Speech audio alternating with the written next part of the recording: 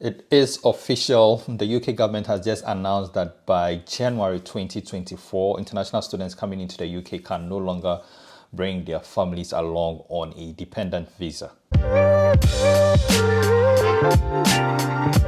Hello guys, my name is George Wilkinson and I'd like to welcome you back to the channel. This is the Global Scholar YouTube channel. Now, I'm sure you are aware by this time, if you are an international student looking to study in the UK, there's been a lot of talk about immigration issues concerning international students in the UK for some time now. And just breaking is, in fact, it's just come in just an hour ago on the BBC. I'm just reading this off the BBC's website that from next year, January 2024, international students coming in to study in the UK to do their master's degree program, except for those coming to do a PhD, can no longer bring their dependents or family members with them on a dependent visa. Right from January, if you are coming to study in the UK to do your master's degree, you will come alone. If you have a family, spouse and kids, they cannot join you. You will have to come to the UK alone. If you permit me, I'll just read a little bit from the BBC's website. I'll link it in the description box below and you can probably go ahead and read it yourself. But it says here that foreign postgraduate students on non-research courses will no longer be able to bring family members to the UK under new immigration curves. Now, the announcement was made 2 days before official statistics expected to show legal migration has hit a record of 700,000 plus this year.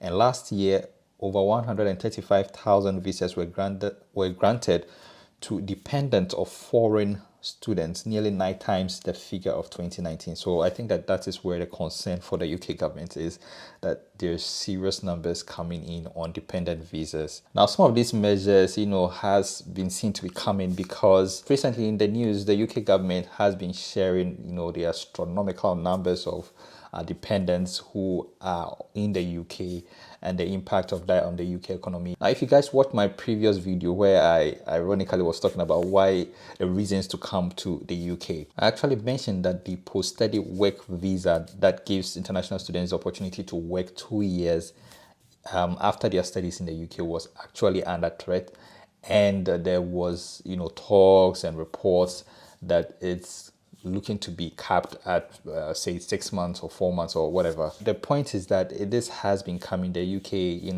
the UK government has been looking at taking measures to sort of bring down the numbers of international students coming into the UK. But the bigger conversation that is going to go on is, what does this actually mean or spell for the future of international students who are trying to make a decision? Obviously, for me, I think that international students will begin to look elsewhere. For instance, I came here and I studied on my own. I didn't bring my family along with me, and it was a very unpleasant experience. And so this means that for other individuals, surely they would want to look at a place where they can go along with their family. And I believe that embedded in the reason for, furthering their education, a lot of international students are also looking to relocate to other countries where it will be easier for them to, gain permanent residency and to eventually gain citizenship. And gradually it's looking like the UK is not such a place. For me, it's funny because a couple of years before the introduction of the post-study work visa, the UK felt that it was behind countries like Canada, USA, and Australia as the ultimate destination for international students. And so that is how come they introduced the post-study work visa. And they introduced it, and international students are taking advantage of it. They are coming in, but obviously, the numbers are really going up, which I don't know how come they didn't estimate this happening.